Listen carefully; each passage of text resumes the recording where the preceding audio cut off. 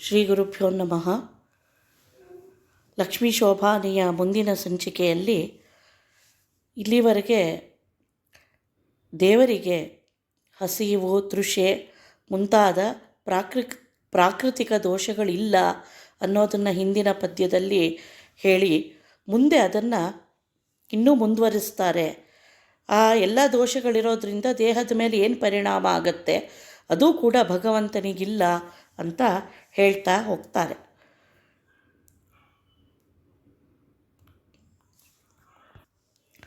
ರೋಗವನಿವ ವಾತ ಪಿತ್ತ ಶ್ಲೇಷ್ಮ ಆಗ ಕೂಡುವುದೇ ರಮೆಯೊಡನೆ ಭೋಗಿಸುವವಗೆ ದುರಿತವ ನೆನೆವರೆ ಈ ಗುಣನಿಧಿಗೆ ಎಣೆಯುಂಟೆ. ರೋಗವನೀವ ವಾತ ಪಿತ್ತ ಶ್ಲೇಷ್ಮ ಅಂದರೆ ರೋಗಕ್ಕೆ ಕಾರಣಗಳು ಯಾವುವು ಅಂದರೆ ತ್ರಿಧಾತುಗಳು ಅಂತ ಆಯುರ್ವೇದ ಶಾಸ್ತ್ರ ಹೇಳುತ್ತೆ. ನಮ್ಮ ದೇಹದಲ್ಲಿರೋ 3 ಧಾತುಗಳು ವಾತ, ಪಿತ್ತ ಮತ್ತು ಕಫ ಏನಿದೆ ಅವು ಸಮದಲ್ಲಿ ಇದ್ದಾಗ ಯಾವುದೇ ದೋಷಗಳಿರೋದಿಲ್ಲ. ವಿಷಮವಾದಾಗ ಅಂದರೆ ಯಾವುದೋ ಒಂದೋ ಎರಡೋ ತುಂಬ ವಿಕೋಪಕ್ಕೆ ಹೋದಾಗ ಅದರ ಪ್ರಮಾಣ ರೋಗಗಳು ಉಂಟಾಗತ್ತೆ ದೇಹದಲ್ಲಿ ಅಂತ. ಅಂತಹ ರೋಗಗಳು ದೇವರಿಗಿದೆ ಅಂತ ಹೇಗೆ ಹೇಳಲಿಕ್ಕಾಗತ್ತೆ? ಯಾಕೆ ಅಂದರೆ ಪ್ರಾಕೃತಿಕ ಸಂಬಂಧವಾದ ಪಾಂಚಭೌತಿಕವಾದ ದೇಹ ಇದ್ದವರಿಗೆ ಹಸಿವಾಗತ್ತೆ, ತೃಷೆಯಾಗತ್ತೆ, ಅಥವಾ ಬೇರೆ ಬಯಕೆಗಳು ಉಂಟಾಗಿ ಅದರ ಅಸಮತೋಲನದಿಂದ ದೇಹದಲ್ಲಿ ರೋಗಾದಿಗಳು ಕಾಣಿಸಿಕೊಳ್ಳುತ್ತೆ. ಹಿಂದಿನ ಪದ್ಯದಲ್ಲೇ ಹೇಳಿದಂಗೆ ಪ್ರಳಯ ಕಾಲದಲ್ಲಿ ಇರುವ ದೇವರಿಗೆ ಇದು ಯಾವುದರ ಸಂಬಂಧವೇ ಇಲ್ಲ. ಯಾಕೆ ಅಂದರೆ ಶ್ರುತಿ ಹೇಳಿದಾಗೆ ನಾ ಸದಾಸೀತ್ ನೋ ಸದಾಸೀತ್ ಅಂತ ಸತ್ತನಿಸಿಕೊಳ್ಳುವ ಮಣ್ಣು, ನೀರು ಮತ್ತು ಬೆಂಕಿ ಹಾಗೂ ಅಸತ್ತನೆನಿಸಿಕೊಳ್ಳುವ ಗಾಳಿ ಮತ್ತು ಆಕಾಶ, ಈ 5 ಪಂಚಭೂತಗಳ ವ್ಯಾಪಾರವೇ ಇಲ್ಲದೇ ಇದ್ದವನಿಗೆ ಅದರಿಂದ ಉಂಟಾಗುವ ದೋಷಗಳೇ ಇಲ್ಲ. ಹಾಗಿದ್ದಾಗ ಅದರ ಒಂದು ವಿಕಾರವಾದ ರೋಗ ರುಜಿನಾದಿಗಳು ಕೂಡ ದೇವರಿಗೆ ಹೇಳಲಿಕ್ಕಾಗತ್ತಾ? ನಾವು ದೇವರಲ್ಲಿ ಇನ್ನು ಎಂತಹ ದೇವರವನು ರಮೆಯೊಡನೆ ಭೋಗಿಸುವವಗೆ ದುರಿತಾವ ನೆನೆದಾರೆ. ಇನ್ನೊಂದಿದೆ, ಪೂರ್ವಜನ್ಮ ಕೃತಂ ಪಾಪಂ ವ್ಯಾಧಿರೂಪೇಣ ಬಾಧ್ಯತೆ ಅಂತ.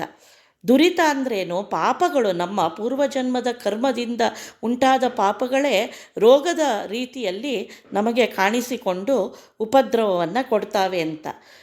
ರಮೆಯ ಅರಸನಾದ, ಪ್ರಕೃತ್ಯಭಿಮಾನಿಯಾದ ರಮೆಯ ಒಡೆಯನಾದ, ರಮೆ ಅಂದ್ರೇನು? ಅವಳೇ ಚೆನ್ನಾಗಿ ರಮಿಸುವವಳು ಭಗವಂತನೊಡನೆ ಅಂದರೆ ಆನಂದಪೂರ್ಣಳಾದ ರಮೆ, ಅವಳಿಗೂ ಒಡೆಯನಾದ ಭಗವಂತನಿಗೆ ಈ ಎಲ್ಲ ದೋಷಗಳು ಕಾಡೋದುಂಟೆ? ಪ್ರಾಕೃತಿಕ ದೇಹದ ಸಂಬಂಧವೇ ಇಲ್ಲದೇ ಇದ್ದವನಿಗೆ ದುರಿತಗಳನ್ನು ಹೇಳಲಿಕ್ಕೆ ಸಾಧ್ಯನಾ? ಇನ್ನು ಪಾಪಾದಿ ದುರಿತಗಳು ಇಲ್ಲ ಅಂದಮೇಲೆ ಅದರ ಫಲವಾದ ರೋಗಾದಿ ಉಪದ್ರವಗಳು ದೇವರಿಗೆ ಹೇಳಲಿಕ್ಕೆ ಸಾಧ್ಯನಾ ಅನ್ನೋದು ಇಲ್ಲಿ ಪ್ರಶ್ನೆ ಮಾಡ್ತಾರೆ. ಅಂದರೆ ನಾವು ಯಾವುದೇ ದೈಹಿಕವಾದ ತಾಪತ್ರಯಗಳು ಅಂತೇನು ಹೇಳ್ತೇವೆ, ಅದರ ಯಾವುದರ ಸಂಬಂಧವನ್ನು ಭಗವಂತನಿಗೆ ಹೇಳಲಿಕ್ಕೆ ಬರೋದಿಲ್ಲ. ಅವನು ನಮಗಿಂತ ಅತ್ಯಂತ ವಿಲಕ್ಷಣ ಅನ್ನೋದನ್ನು ಹೇಳ್ತಾ ಇದ್ದಾರೆ. ಅದನ್ನೇ ಇಲ್ಲಿ ಮುಂದೆ ಹೇಳ್ತಾರೆ, ಈ ಗುಣನಿಧಿಗೆ ಎಣೆಯುಂಟೆ. ನಮಗಿಂತ ಅತ್ಯಂತ ವಿಲಕ್ಷಣ ಜ್ಞಾನಾನಂದ ಸ್ವರೂಪನಾದ ಭಗವಂತನ ಚಿದ್ದೇಹ ಏನಿದೆ, ನಾವು ಅದನ್ನು ಉಪಾಸನೆ ಯಾಕೆ ಮಾಡಬೇಕು ಅಂದರೆ ಭಗವಂತ ಸತ್ ಅಂದರೆ ನಿರ್ದುಷ್ಟನಾದವನು ಅನ್ನೋ ಉಪಾಸನೆ ಮನುಷ್ಯರಿಗೆ ಅತ್ಯಂತ ಉಚಿತ ಅಂತ ಹೇಳಿದೆ. ಆ ನಿರ್ದುಷ್ಟ ಉಪಾಸನೆಯಿಂದ ನಾವು ಕೂಡ ಒಂದು ದಿವಸ ಈ ಎಲ್ಲ ದೋಷಗಳನ್ನು ಕಳೆದುಕೊಂಡು ನಮ್ಮ ಯಥಾಯೋಗ್ಯವಾದ ನಿರ್ದುಷ್ಟತೆಯನ್ನು ಪಡಿಬೋದು. ಅದನ್ನೇ ಮೋಕ್ಷ ಅಂತ ಕರೆಯೋದು. ಇಂತಹ ನಾವು ಉಪಾಸನೆಯಿಂದ ಪಡೆಯೋ ಒಂದು ಗುಣವನ್ನು ಹೊಂದಿರುವ ಭಗವಂತನಿಗೆ ಈ ಎಲ್ಲ ದೋಷಗಳನ್ನು ಆರೋಪಿಸಲಿಕ್ಕೆ ಬರೋದಿಲ್ಲ ಅಂತ ಇಲ್ಲಿ ಅಭಿಪ್ರಾಯವನ್ನು ಹೇಳ್ತಾ ಇದ್ದಾರೆ. ರಮ್ಯ ದೇವಿಯರ ನಪ್ಪಿಕೊಂಡಿಪ್ಪುದು ರಮ್ಮೆಯರ ರಸಗೆ ರತಿ ಕಾಣಿರೋ ಅಮ್ಮೋಘ ವೀರ್ಯವು ಚಲಿಸಿದರೆ ಪ್ರಳಯದಲ್ಲಿ ಕುಮಾರರ್ಯಾಕೆ ಜನಿಸರು. ಇನ್ನು ಈ ಪ್ರಾಕೃತ ದೋಷಗಳಲ್ಲಿ ಇನ್ನೊಂದು ಕಾಮ. ಹಾಗಾದರೆ ಭಗವಂತನಿಗೆ ದೋಷಾದಿ ಉಪದ್ರವಗಳಿಲ್ಲದೆ ಇದ್ದರೂ ಪತ್ನಿ ಸಮೇತನಾಗಿ ಇದ್ದಾನೆ ಅಂದರೆ ಕಾಮಾದಿ ಉಪದ್ರವಗಳಿದೆಯಾ ಅನ್ನೋ ಒಂದು ಪ್ರಶ್ನೆ ಬರುತ್ತೆ ಲೌಕಿಕದಲ್ಲಿ. ಅದನ್ನೂ ಕೂಡ ಒಂದು ದೋಷ ಅನ್ನೋಂಥ ಚಿಂತನೆ ಮಾಡಲಿಕ್ಕೆ ಪರವಾದಿಗಳು ಕುಹಕ ಯುಕ್ತಿಗಳನ್ನು ಉಳ್ಳವರು ಹೇಳೋದಾದರೆ ಅದನ್ನು ಕೂಡ ಹೇಳ್ತಾರೆ. ರಮ್ಯ ದೇವಿಯರನ್ನು ಅಪ್ಪಿಕೊಂಡಿಪ್ಪುದು ರಮ್ಮೆಯರ ರಸಗೆ ರತಿ ಕಾಣಿರೋ. ಶುಕ್ಲಶೋಣಿತ ಸಂಬಂಧದಿಂದ ಉಂಟಾಗುವಂತಹ ಒಂದು ಕಾಮನೆಗಳು ದೇವರಿಗಾಗಲಿ ಅಥವಾ ರಮಾದೇವಿಗಾಗಲಿ ಇಲ್ಲೇ ಇಲ್ಲ. ಯಾಕೆ ಅಂದರೆ ಅವರಿಬ್ಬರು ಮೊದಲೇ ಹೇಳಿದಂತೆ ಅಪ್ರಾಕೃತ ಕಾಯರು. ಹಾಗಾದರೆ ರಮೆಯೊಡನೆ ಭೋಗಿಸುವುದು ಅಂದ್ರೇನು ಅಂತಂದರೆ ಅವರ ಆಲಿಂಗನ ಏನಿದೆ ಅದನ್ನೇ ರತಿ ಅಂತ ಹೇಳಿದ್ದಾರೆ. ಲಕ್ಷ್ಮಿಯನ್ನು ಆಲಂಗಿಸಿಕೊಂಡಿರೋ ಭಗವಂತನೇ ಅದು ಲಕ್ಷ್ಮಿಗೆ ಕೊಡುವ ರತಿ. ಅದರಲ್ಲೂ ಕೂಡ ಯಾಕೆಂದರೆ ಭಗವಂತ ಸ್ವರಮಣ, ಅವನು ಲಕ್ಷ್ಮೀದೇವಿಯಲ್ಲೂ ಕೂಡ ತನ್ನದೇ ಸ್ತ್ರೀರೂಪದೊಂದಿಗೆ ತಾನು ರಮಣವನ್ನು ಮಾಡ್ತಾನೆ ಹೊರತು ಲಕ್ಷ್ಮಿಯ ಅಪೇಕ್ಷೆಯೂ ದೇವರಿಗಿಲ್ಲ ಅವನ ಆನಂದಕ್ಕಾಗಿ. ಹೀಗಿರುವಂಥ ಭಗವಂತನ ಜೊತೆ ನಾವು ಕಾಮಾದಿ ದೋಷಗಳಿಲ್ಲ ಅನ್ನೋದನ್ನು, ಕಾಮಾದಿ ದೋಷಗಳಿದೆ ಅನ್ನೋದನ್ನು ಆರೋಪ ಮಾಡಬಾರ್ದು ಅಂತ ಹೇಳ್ತಾರೆ. ಕೃಷ್ಣ ಅಷ್ಟೋತ್ತರ ಶತನಾಮ ಅನಾದಿ ಬ್ರಹ್ಮಚಾರಿ ಚ ಅಂತ ಹೇಳುತ್ತೆ ಭಗವಂತನನ್ನು. ಅವತಾರ ರೂಪದಲ್ಲೇ ಅವನಿಗೆ ಕಾಮಾದಿಗಳು ಬಾಧಿಸಲ್ಲ. ಅದನ್ನು ಮುಂದಿನ ಪದ್ಯಗಳಲ್ಲಿ ವಿವರವಾಗಿ ವಿಸ್ತಾರವಾಗಿ ವರ್ಣಿಸಿದ್ದಾರೆ. ಅಂತೂ ಪ್ರಳಯ ಕಾಲದಲ್ಲೂ ಕೂಡ ಪತ್ನಿಯೊಡನೆ ಇದ್ದಾನೆ ಅಂದರೆ ಒಂದಲ್ಲ 3 ರೂಪದಿಂದ ಲಕ್ಷ್ಮೀದೇವಿ ಭಗವಂತನನ್ನು ಸೇವಿಸ್ತಾ ಇದ್ದಾಳೆ. ಆಗ ಶ್ರೀದೇವಿ, ಭೂದೇವಿ, ದುರ್ಗಾ ರೂಪಳಾಗಿ. ಹಾಗಿದ್ರೂ ಕೂಡ ದೇವರಿಗೆ ಯಾವುದೇ ಅವಳಿಂದ ಪ್ರಯೋಜನ ಇಲ್ಲ, ಸ್ವಪ್ರಯೋಜನ ರಹಿತ ಅವನು. ಹಾಗಿರುವಾಗ ಅವನಲ್ಲಿ ಈ ರೀತಿಯ ಕಾಮನೆಗಳು ಎಲ್ಲವನ್ನು ನಾವು ಚಿಂತಿಸಬಾರದು ಅನ್ನೋದು ಅಭಿಪ್ರಾಯ. ಅದನ್ನು ಈ ಯುಕ್ತಿಯಿಂದ ಹೇಳ್ತಾರೆ. ಅಮೋಘ ವೀರ್ಯವು ಚಲಿಸಿದರೆ ಪ್ರಳಯದಲ್ಲಿ ಕುಮಾರರು ಯಾಕೆ ಜನಿಸಾರು? ನೀವೇನೋ ಹೇಳ್ತೀರಿ ಆಲಿಂಗನ ಅಂತ. ಅದಕ್ಕೆ ಹೇಗೆ ಅಂತಂದರೆ ಭಗವಂತನ ವೀರ್ಯದಂಥ ಒಂದು ಶಕ್ತಿಯುತವಾದ ಇದು ರಮಣ ಅಲ್ಲಿ ನಡೆದ್ರೆ ಪ್ರಳಯದಲ್ಲಿ ಸೃಷ್ಟಿ ಆಗಬೇಕಿತ್ತಲ್ಲ. ಹಾಗಾದರೆ ಅದನ್ನು ಪ್ರಳಯ ಅಂತ ಯಾಕೆ ಕರಿತಿದ್ರು ಅಲ್ವಾ? ಸಾಮಾನ್ಯರಾದವರೇ ಲೋಕದಲ್ಲಿ ರತಿಕ್ರಿಯೆಯನ್ನು ನಡೆಸಿದಾಗ ಪುತ್ರೋತ್ಪತ್ತಿ, ಸಂತಾನೋತ್ಪತ್ತಿ ಆಗುತ್ತೆ ಅಂದರೆ ಭಗವಂತ ಲಕ್ಷ್ಮೀದೇವಿಯ ಜೊತೆ ರಮಣ ಮಾಡಿದ್ದು ಸೇಚನಾದಿಗಳು ನಡೆದಿದ್ದರೆ ಪ್ರಳಯ ಅಂತ ಕರೆಸ್ಕೊಳ್ತಿರ್ಲಿಲ್ಲ. ಅಲ್ಲಿ ಕುಮಾರರ ಅಂದರೆ ಪುತ್ರೋತ್ಪತ್ತಿ ಆಗ್ತಿತ್ತಲ್ವ ಅನ್ನೋ ಯುಕ್ತಿಯನ್ನು ಹೇಳ್ತಾರೆ ಇಲ್ಲಿ. ಇದರ ಅರ್ಥ ಏನು, ತಾತ್ಪರ್ಯ ಏನು? ಭಗವಂತ ಸ್ವರಮಣ ಅನ್ನೋ ಚಿಂತನೆ ಅಷ್ಟೆ. ಯಾರ ಅಪೇಕ್ಷೆಯೂ ಅವನ ಆನಂದಕ್ಕಾಗಿ ಅವನಿಗಿಲ್ಲ. ಇದೆಲ್ಲವೂ ನಡೆಸುವುದು ಇತರ ನಮ್ಮಂತಹ ಜೀವರ ಉದ್ಧಾರಕ್ಕೆ. ಸೃಷ್ಟಿಯೇ ಅವನಿಗೆ ಪ್ರಯೋಜನ ಇಲ್ಲ ಅಂದಮೇಲೆ ಪ್ರಳಯ ಕಾಲದಲ್ಲಿ ಅವನಿಗೆ ಯಾರಿಂದನೂ ಪ್ರಯೋಜನ ಇಲ್ಲ. ಇದು ನಾವು ತಿಳಿಬೇಕಾದ ಚಿಂತನೆ. ಏಕತ್ರ ನಿರ್ಣೀತ ಶಾಸ್ತ್ರಾರ್ಥ ಪರತ್ರಾಪಿ ಬೇಕೆಂಬ ನ್ಯಾಯವ ತಿಳಿದೋಕೋ ಶ್ರೀಕೃಷ್ಣನೊಬ್ಬನೇ ಸರ್ವದೋಷಕ್ಕೆ ಸಿಲುಕಾನೆಂಬುದು ಸಲಹಲಿಕೆ. ಈಗ ಹೇಳ್ತಾರೆ ಮೀಮಾಂಸಕರ ಒಂದು ನ್ಯಾಯ ಇದೆ. ಏಕತ್ರ ನಿರ್ಣೀತ ಶಾಸ್ತ್ರಾರ್ಥ ಪರತ್ರಾಪಿ ಅಂತ. ಒಂದು ಕಡೆ ಒಂದು ನಿರ್ಣಯ ಮಾಡಿದ್ದೀವಿ ಅಂದರೆ ಅದೇ ಯುಕ್ತಿಯನ್ನು ಬೇರೆ ಕಡೆಯೂ ನಾವು ಗ್ರಹಿಸಬೇಕು ಅನ್ನೋದು. ಅದು ವೇದಾಂತದಲ್ಲೂ ಸಮಾನವಾದದ್ದು. ಹಾಗಾಗಿ ಪ್ರಳಯ ಕಾಲದಲ್ಲಿ ದೇವರಿಗೆ ಯಾವುದೇ ದೋಷಗಳಿಲ್ಲ ಅನ್ನೋದನ್ನು ನಾವಿಲ್ಲಿ ಚಿಂತನೆ ಮಾಡ್ತಾ ಬಂದಿದ್ದೇವೆ. ಅವನಿಗೆ ಕಾಮನೆಗಳಿಲ್ಲ, ಹಸಿವು, ತೃಷೆ, ಜರಮರಣಗಳಿಲ್ಲ, ಅಥವಾ ಹೊರಗಿನ ಶಕ್ತಿಗಳಿಂದ ಪಿಶಾಚಾದಿಗಳಿಂದ ಭಯ ಇಲ್ಲ, ಅದರ ಸಂಬಂಧವಾದ ರೋಗ ರುಜಿನಾದಿಗಳಿಲ್ಲ. ಹೀಗೆ ಯಾವುದೇ ನೋವುಗಳು, ದುಃಖದ ಒಂದು ವ್ಯಾಪ್ತಿ ಭಗವಂತನಿಗಿಲ್ಲ. ಸುಖಕ್ಕೂ ಅವನು ಪರರನ್ನು ಆಶ್ರಯಿಸಿಲ್ಲ. ಇಷ್ಟೆಲ್ಲ ಚಿಂತನೆ ಮಾಡಿರೋದೇ ಆದಮೇಲೆ ಈ ನ್ಯಾಯವನ್ನು ನಾವು ಪರತ್ರಾಪಿ ಬೇರೆ ಕಡೆಯೂ ಅನ್ವಯಿಸಬೇಕು.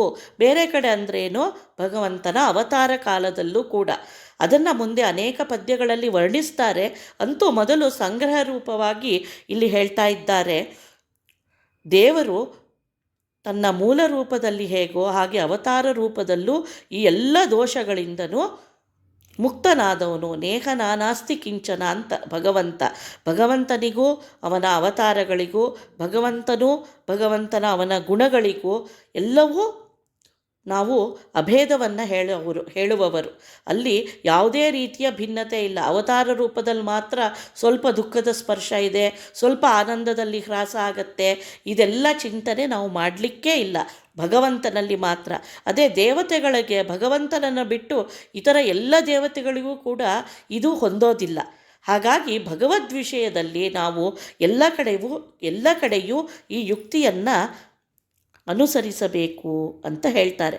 ಅದಕ್ಕೆ ಉದಾಹರಣೆ ಎಂಬತ್ತೇ ಶ್ರೀಕೃಷ್ಣನೊಬ್ಬನೇ ಸರ್ವದೋಷಕ್ಕೆ ಸಿಲುಕಾನೆಂಬುದು ಸಲಹಲಿಕೆ. ಅಂದರೆ ಸರ್ವದೋಷಕ್ಕೆ ಯಾವುದೇ ದೋಷಗಳು ಇದೆ ಅಂತ ನೀವು ಆರೋಪ ಮಾಡಿದರೂ ಕೂಡ ದೇವರಲ್ಲಿ ಅದು ಕೂಡೋದಿಲ್ಲ. ಅದು ಕೃಷ್ಣ ರೂಪನೇ ತಗೊಳ್ಳಿ ನೀವು. ಯಾಕೆಂದರೆ ನಮಗೆ ಅತ್ಯಂತ ಹತ್ತಿರವಾದ ಅವತಾರ ಭಗವಂತನದ್ದು. ಅದರಲ್ಲಿ ಅನೇಕ ಆರೋಪಗಳಿಗೆ ಕಾರಣವೂ ಇದೆ. ಕೃಷ್ಣನಲ್ಲಿ ಈ ದೋಷ ಇತ್ತು, ಅವನು ಸ್ತ್ರೀಕಾಮಿ, ಹೀಗೆ ನೂರಾರು ಕುಯುಕ್ತಿಗಳನ್ನು ನೀವು ಹೇಳಿದರೂ ಕೂಡ ಅದು ಯಾವುದೂ ಸರಿಯಲ್ಲ. ಯಾಕೆ ಅಂದರೆ ಅವನ ಮೂಲ ರೂಪದಲ್ಲಿ ಏನು ಚಿಂತನೆ ಇದೆಯೋ ಅದನ್ನೇ ನಾವಿಲ್ಲಿ ಅವತಾರಗಳಲ್ಲೂ ಚಿಂತನೆ ಮಾಡಬೇಕು. ಹಾಗೇನಾದ್ರು ಕಂಡು ಬಂದರೂ ಕೂಡ ಅದನ್ನು ಸರಿಯಾದ ಯುಕ್ತಿಯಿಂದ ವಿಚಾರ ಮಾಡಬೇಕು ಅಂತ ಹೇಳ್ತಾ ಇದ್ದಾರೆ. ಎಲ್ಲ ಜಗವ ನುಂಗಿ ದಕ್ಕಿಸಿಕೊಂಡವಗೆ ಸಲ್ಲದು ರೋಗ ರುಜಿನಾವು, ಬಲ್ಲ ವೈದ್ಯರ ಕೇಳಿಯ ಜೀರ್ತಿ ಮೂಲವಲ್ಲ ದಿಲ್ಲ ಸಮಸ್ತ ರುಜಿನಾವು. ಇಷ್ಟಾದರೂ ಮತ್ತೆ ಪ್ರಶ್ನೆ ಬರುತ್ತೆ, ಅದು ಹೇಗಿಲ್ಲ ಅಂತ ನೀವು ಹೇಳ್ತೀರಿ? ಅವನಲ್ಲಿ ದೋಷಗಳಿರ್ಬೋದಲ್ಲ, ಏನಾದರೂ ಒಂದು ರೋಗ ರುಜಿನಾದಿಗಳು ಇದೆಯೇನೋ ಅಂತ ಮತ್ತೆ ಚಿಂತನೆ ಮಾಡಿದರೆ ಅದಕ್ಕೆ ಇನ್ನೊಂದು ಯುಕ್ತಿಯನ್ನು ಹೇಳ್ತಾರೆ. ಭಗವಂತ ಒಬ್ಬನೇ ಪ್ರಳಯ ಕಾಲದಲ್ಲಿದ್ದ ಅಂತ ಹಿಂದಿನ ಪದ್ಯಗಳಲ್ಲಿ ನಾವು ನೋಡಿದ್ದೇವೆ. ಹಾಗಿದ್ದವನು ಪ್ರಳಯವನ್ನು ಉಂಟು ಮಾಡಿದವನು ಅವನೇ ಅಲ್ಲಿಗೆ, ಇನ್ಯಾರೂ ಪ್ರಳಯಕರ್ತರಲ್ಲ. ಶಿವ ಅಲ್ಲ, ಬ್ರಹ್ಮ ಅಲ್ಲ, ನಾರಾಯಣನೊಬ್ಬನೇ ಇದ್ದ ಅಂದರೆ ಅವನೇ ಪ್ರಳಯಕರ್ತರು. ಹಾಗೆ ಪ್ರಳಯ ಮಾಡಿದ್ದು ಅಂದ್ರೇನು? ಇಡೀ ಜಗತ್ತನ್ನು ನುಂಗಿ ಅಂದರೆ ತನ್ನ ಉದರದಲ್ಲಿ ಇಟ್ಟುಕೊಂಡ.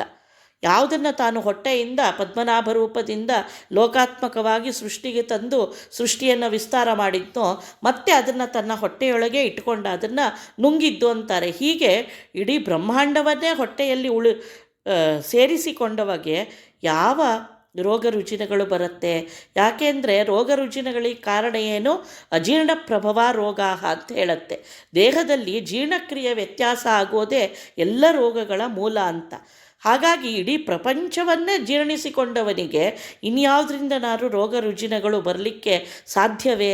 ಇನ್ಯಾವುದಾದ್ರೂ ಅವನಿಗೆ ಜೀರ್ಣವಾಗದ ವಸ್ತು ಅನ್ನೋದು ಪ್ರಕೃತಿಯಲ್ಲಿ ಇದೆಯಾ ಅನ್ನೋದು ಇಲ್ಲಿ ಇನ್ನೊಂದು ಯುಕ್ತಿ ಭಗವಂತನ ಬಗ್ಗೆ, ಅವನ ನಿರ್ದೋಷತ್ವವನ್ನು ಹೇಳುವ ವಿಚಾರದಲ್ಲಿ. ಇಂಥ ಮೂರುತಿಯ ಒಳಗೊಂಬ ನರಕ ಬಹು ಭ್ರಾಂತ ನೀನೆಲ್ಲಿಂದ ತೋರುವೆಲೋ, ಸಂತೆಯ ಮರುಳ ಹೋಗೇಲೋ ನಿನ ಮಾತು ಸಂತಾರು ಕೇಳಿ ಸುಗಸಾರು. ಇಂತಹ ಮೂರುತಿಯ ಒಳಗೊಂಬ ನರಕ. ಹೀಗಿರುವ ದೇವರಿಗೆ ಇನ್ನು ನರಕಾದಿ ಉಪದ್ರವಗಳು ಇರೋಕ್ಕೆ ಸಾಧ್ಯ ಇಲ್ಲ. ಯಾಕೆ ಅಂದರೆ ಈ ಪ್ರಪಂಚವನ್ನೇ ನುಂಗಿದ್ದಾನೆ ಭಗವಂತ ಅಂದಮೇಲೆ ನರಕವೂ ಕೂಡ ಪ್ರಪಂಚದ ಒಂದು ಭಾಗವೇ ತಾನೆ. ಇಷ್ಟು ದೊಡ್ಡ ಬ್ರಹ್ಮಾಂಡದಲ್ಲಿ ನರಕ ಒಂದು ಅತ್ಯಲ್ಪ ಭಾಗ. ಅಂತಹ ನರಕ ಭಗವಂತನನ್ನು ತನ್ನೊಳಗೆ ಇಟ್ಕೊಳ್ಳೋದು ಸಾಧ್ಯವಾ? ಯುಕ್ತಿಯಿಂದ ಇದನ್ನು ನೀವು ಕೂಡಿಸ್ಲಿಕ್ಕೆ ಸಾಧ್ಯವಾ? ಇಡೀ ಪ್ರಪಂಚವನ್ನೇ ತನ್ನ ವಶಕ್ಕೆ ತೆಗೆದುಕೊಂಡಾಗ ನರಕವೂ ಅದರ ಒಂದು ಭಾಗವೇ ತಾನೆ. ಅದೇನು ಮಾಡಲಿಕ್ಕೆ ಸಾಧ್ಯ ಭಗವಂತನಿಗೆ ಅಂತ ಹೇಳ್ತಾರೆ. ಇದೊಂದು ಯುಕ್ತಿ. ಈಗ ಸಂತೆಯ ಮರಳ ಹೋಗೇಲೋ ನಿನ್ನ ಮಾತ ಸಂತಾರು ಕೇಳಿ ಸೊಗಸಾರು ಅನ್ನೋದು ಪರವಾದಿಗೆ ಹೇಳೋದು. ಯಾರು ಹಾಗಾದ್ರೆ ದೇವರಿಗೆ ನರಕಾದಿಗಳಿದೆ ಅಂದರೆ ಅವೈದಿಕ ಮತಗಳು ಬಹಳ ರೀತಿಯಲ್ಲಿ ಅದನ್ನು ಕಥೆಗಳ ಮೂಲಕ ಹೇಳಿದ್ದಾರೆ, ಜೈನಾದಿ ಮತಗಳು. ಅದಲ್ಲದೆ ನಾನೇ ದೇವರು ಅಂತ ಹೇಳೋದೇ ಮುಖ್ಯ ಪರವಾದಿ ಇಲ್ಲಿ. ಯಾಕೆಂದರೆ ಜೀವನಲ್ಲಿರೋ ಎಲ್ಲ ದೋಷಗಳನ್ನು ದೇವರಲ್ಲಿ ಆರೋಪ ಮಾಡಿದಾಗೆ ಆಗತ್ತೆ. ನಾನೇ ಭಗವಂತನಾಗ್ತೀನಿ ಎಂದಾಗ ಅಲ್ಲವೇ? ನಮಗೆ ದುಃಖ ಇದೆ, ನಮಗೆ ಹಸಿವಿದೆ, ತೃಷೆ ಇದೆ, ನರಕದ ಭಯ ಇದೆ, ಇಲ್ಲಿ ಸಂಸಾರದಲ್ಲೂ ಭಯ ಇದೆ, ರೋಗಾದ್ಯುಪದ್ರವಗಳಿದೆ, ಮರಣದ ಭಯ ಇದೆ. ಇದೆಲ್ಲ ಇರುವ ಜೀವ ಭಗವಂತನಿಗೆ ಸಮ ಆಗ್ತಾನೆ ಅಂತ ಹೇಳೋದೇ ದೊಡ್ಡ ದೋಷ ಅಲ್ವಾ? ಹಾಗಾಗಿ ನಿನ್ನ ಈ ವಾದವನ್ನು ಸಂತರು ಜ್ಞಾನಿಗಳು ಮೆಚ್ಚೋದಿಲ್ಲ ಅನ್ನೋದು ಇಲ್ಲಿಯ ಅಭಿಪ್ರಾಯ. ಶ್ರೀನಾರಾಯಣರ ಜನನಿ ಜನಕರ ನಾನೆಂಬವಾದಿ ನುಡಿಯಲೋ, ಜಾಣಾರದರೆಂದರೆಯ ಮೂಲ ರೂಪವ ತೋರಿ ಶ್ರೀನಾರ ಸಿಂಹನ ಅವತಾರ. ಏಕತ್ರ ನಿರ್ಣೀತ ಶಾಸ್ತ್ರಾರ್ಥ ಪರತ್ರಾಪಿ ಅನ್ನೋದನ್ನು ಇನ್ನೂ ವಿಸ್ತಾರ ಮಾಡಿದಾಗಿಲ್ಲಿ. ಹಾಗಾಗಿ ಯಾವ ದೇವರಿಗೆ ರೋಗಾದಿ ಉಪದ್ರವಗಳಿಲ್ಲ, ಮರಣವಿಲ್ಲ ಅಂತಂದಮೇಲೆ ಜನನವೂ ಇಲ್ಲ ತಾನೆ. ಯಾರು ಹುಟ್ಟುತ್ತಾರೋ ಅವರಿಗೆ ತಾನೇ ಮರಣ ಜಗತ್ತಿನಲ್ಲಿ. ಹಾಗಾಗಿ ಭಗವಂತನಿಗೆ ಜನನವೂ ಇಲ್ಲ ಅನ್ನೋದನ್ನು ಈ ಮುಂದಿನ ಪದ್ಯಗಳಲ್ಲಿ ಹೇಳ್ತಾ ಹೋಗ್ತಾರೆ. ಹಿಂದೆ ಈ ವಾದಿ ಯಾರು ಅಂದರೆ ನಾನೇ ಜೀವನೇ ಭಗವಂತನಾಗ್ತಾನೆ ಅನ್ನೋದನ್ನು ಇಲ್ಲಿ ಇನ್ನೂ ಸ್ಪಷ್ಟವಾಗಿ ತೋರಿಸಿಕೊಡ್ತಾರೆ. ನಾನೆಂಬ ವಾದಿ ನಡೆಯೋಲೋ, ನಾನೆಂಬ ಅಂದರೆ ಅಹಂ ಬ್ರಹ್ಮಾಸ್ಮಿ ಅನ್ನೋದನ್ನು ನಾನೇ ಬ್ರಹ್ಮನಾಗ್ತೇನೆ ಅಂತ ಯಾರು ಭ್ರಮಿಸಿದ್ದಾರೋ ಅಂತಹ ವಾದಿಗಳು ಏನು ಹೇಳ್ತಾರೆ, ಅಂಥವ್ರು ದೇವರಿಗೆ ಜನನ ಮರಣಾದಿಗಳನ್ನು ಹೇಳ್ತಾರೆ. ದೇವರಿಗೆ ಹುಟ್ಟೇ ಇಲ್ಲ ಅಂದಮೇಲೆ ಅವನಿಗೆ ತಂದೆ ತಾಯಿಗಳು ಎಲ್ಲಿಂದ ಬರ್ತಾರೆ ಅನ್ನೋದು ಇನ್ನೊಂದು ಯುಕ್ತಿ. ಜಾಣರದರೆಂದರಿಯ ಮೂಲ ರೂಪವ ತೋರಿ ಶ್ರೀನಾರಸಿಂಹನ ಅವತಾರ. ಇದನ್ನು ವ್ಯಕ್ತ ಮಾಡಲಿಕ್ಕಾಗೆ ಭಗವಂತ ಅವತಾರ ರೂಪದಲ್ಲಿ ಮುಖ್ಯವಾದ ಉದಾಹರಣೆ ನರಸಿಂಹ ಹೇಗೆ ಬಂದ ಅಂತ ನೋಡಿಲ್ವ ನೀವು ಅಂತ ವಾದಿರಾಜರೇ ತಮ್ಮ ದಶಾವತಾರ ಸ್ತುತಿಯಲ್ಲಿ ಬಹಳ ಚೆನ್ನಾಗಿ ಸ್ತಂಭಾರ್ಭಕಾಸಹನ ಡಿಂಬಾಯ ದತ್ತವರ ಗಂಭೀರ ನಾದ ನೃಹರೇ ಅಂತ ನರಸಿಂಹದೇವರನ್ನು ಸ್ತೋತ್ರ ಮಾಡಿದ್ದಾರೆ. ಸ್ತಂಭಾರ್ಭಕ, ಓ ಕಂಬದ ಮಗನೇ ಅಂತ ಹೇಳ್ತಾರೆ. ಅಂದರೆ ಕಂಬ ಜಡವಸ್ತು ಎಲ್ಲರೂ ಸೃಷ್ಟಿಸಲಿಕ್ಕೆ ಸಾಧ್ಯವಾ? ಅಂದರೆ ಕಂಬವನ್ನೇ ತಾಯಿ ತಂದೆ ಮಾಡ್ಕೊಂಡಿದೆಯಲ್ಲಪ್ಪ ಅಂದ್ರೇನು, ನಿನಗೆ ನಿನ್ನ ಹುಟ್ಟಿಗೆ ನೀನು ಕಾಣಿಸ್ಕೊಳ್ಳೋದಕ್ಕೆ ಯಾವುದೇ ಬೇರೆಯ ಅಧಿಷ್ಠಾನದ ಅವಶ್ಯಕತೆ ಇಲ್ಲ. ನೀನು ಪ್ರಾದುರ್ಭಾವನಾಗುವವನು. ನಮ್ಮ ಕಣ್ಣಿಗೆ ಕಾಣಿಸ್ಕೊಳ್ಳೋದು ಪ್ರಾದುರ್ಭಾವೋ ಹರೇರ್ಜನಿಹಿ ಅಂತ ಹೇಳುತ್ತೆ ಶಾಸ್ತ್ರ. ಕಣ್ಣಿಗೆ ಕಾಣಿಸೋದು ಭಗವಂತನ ಜನ್ಮ ಹೊರತು ಅವನು ಹುಟ್ಟಲಿಕ್ಕೆ ತಂದೆ ತಾಯಿಗಳು ಇದೊಂದು ಸಮಯ, ಇದು ಯಾವುದೂ ಬೇಡ ಅನ್ನೋ ಯುಕ್ತಿಯನ್ನು ಇಲ್ಲಿ ತಿಳಿಸ್ಕೊಡ್ತಾರೆ. ಹಾಗೆ ಹೇಳುವಾಗ ಪರವಾದಿಯನ್ನು ಹೇಳ್ತಾರೆ, ನಿನ್ನ ಈ ಎಲ್ಲ ತರ್ಕಗಳು ಬಿದ್ದು ಹೋಗ್ತವೆ. ಯಾಕೆಂದರೆ ಯಾವ ಉಪದ್ರವಗಳು ಭಗವಂತನಿಗಿಲ್ಲ. ಮತ್ತು ಪರಾಧೀನತೆ ಅನ್ನೋದು ಜೀವನ ಸಾಧಾರಣ ಧರ್ಮ ಹೊರತು ಭಗವಂತನಿಗಲ್ಲ. ಅಂಥ ಭಗವಂತ ನಾನೇ ಆಗ್ತೀನಿ ಅನ್ನೋದು ಇದು ಮೂರ್ಖತನ ಅನ್ನೋದನ್ನು ಇಲ್ಲಿ ಹೇಳ್ತಾರೆ. ಇದನ್ನೇ ಮತ್ತೆ ಮುಂದಿನ ಯುಕ್ತಿಗಳಿಂದ ಬಹಳ ಚೆನ್ನಾಗಿ ತೋರಿಸ್ಕೊಡ್ತಾ ಹೋಗ್ತಾರೆ. ಅಂಬುದಿಯ ಉದಕದಲ್ಲಿ ಒಡೆದು ಮೂಡಿದ ಕೂರ್ಮ ಎಂಬ ಶ್ರೀಹರಿಯ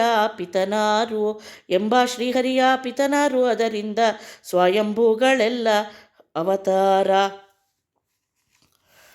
ಅಂಬುದಿಯ ಉದಕದಲ್ಲಿ ಇನ್ನೊಂದು ಉದಾಹರಣೆ ತಗೋ. ಭಗವಂತ ನರಸಿಂಹನಾಗಿ ಬಂದ, ಹಾಗಾಯಿತು.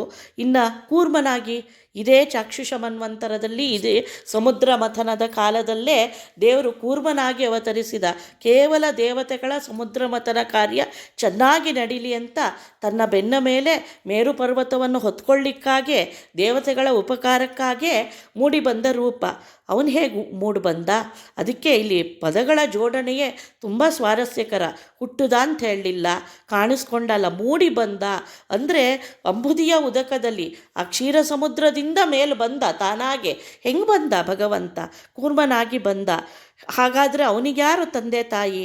ಎಂಬ ಶ್ರೀಹರಿಯ ಪಿತನಾರು ಅದರಿಂದ ಸ್ವಯಂಭುಗಳೆಲ್ಲ ಅವತಾರ.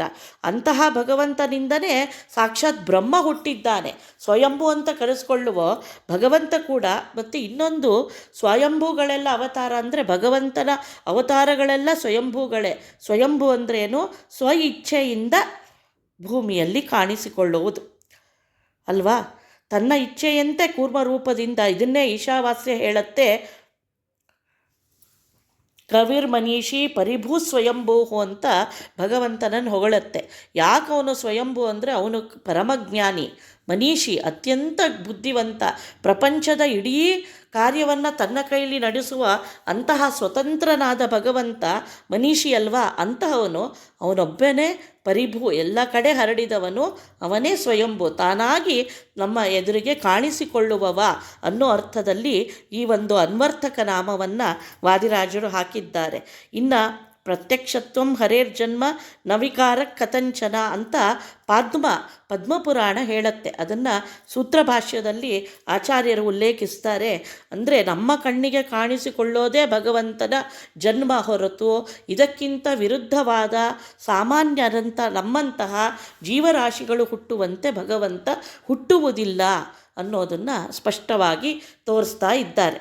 ಇದನ್ನೇ ಮುಂದುವರಿಸಿ, ದೇವಕಿಯ ಗರ್ಭದಲ್ಲಿ ದೇವನವತರಿಸಿದ ಭಾವವನ್ನು ಬಲ್ಲ ವಿವೇಕಿಗಳು ಈ ವಸುಧೆಯೊಳಗೆ ಕೃಷ್ಣಗೆ ಜನ್ಮವ ಆವ ಪರಿಯಲ್ಲಿ ನುಡಿವೆಯೋ. ಆವಾಗ ವಾದಿಗಳು ಹೇಳ್ತಾರೆ, ಹೌದು, ನರಸಿಂಹನೇನೋ ಕಂಬದಿಂದ ಬಂದ, ಕೂರ್ಮ ಬೇರೆ ಯೋನಿಯದು, ಹಾಗಾಗಿ ಮತ್ಸ್ಯ ಕೂರ್ಮಾದಿಗಳನ್ನು ಬಿಟ್ಬಿಡಿ, ಇಲ್ಲಿ ಕೃಷ್ಣ ಮನುಷ್ಯನಾಗಿ ಅಂತೂ ಹುಟ್ಟಿದಾಗ ದೇವಕಿಯ ಗರ್ಭದಲ್ಲೇ ಹುಟ್ಟು ಬಂದಿದ್ದಾನಲ್ಲ ಅಂದರೆ ಅದನ್ನು ಕೂಡ ಹೇಳ್ತಾರೆ. ಅವನು ಹುಟ್ಟಿದ ಪರಿಯನ್ನು ನೋಡಿ, ದೇವಕಿಯ ಗರ್ಭದಲ್ಲೂ ಭಗವಂತ ಹೆಂಗೆ ಬಂದ ಭಾಗವತ ವರ್ಣಿಸುತ್ತೆ. ತಮದ್ಭುತಂ ಬಾಲಕಂ ಅಂಬುಜೇಕ್ಷಣಂ ಚತುರ್ಭುಜಂ ಚಕ್ರ ಗದಾದ್ಯುಧಾಯುಧಂ ಶ್ರೀವತ್ಸಲಕ್ಷ್ಮಂ ಗಲಶೋಭಿಕೌಸ್ತುಭಂ ಪೀತಾಂಬರಂ ಸಾಂದ್ರ ಪಯೋಧ ಸೌಭಗಂ ಅಂತ ವರ್ಣಿಸ್ತಾ ಹೋಗುತ್ತೆ.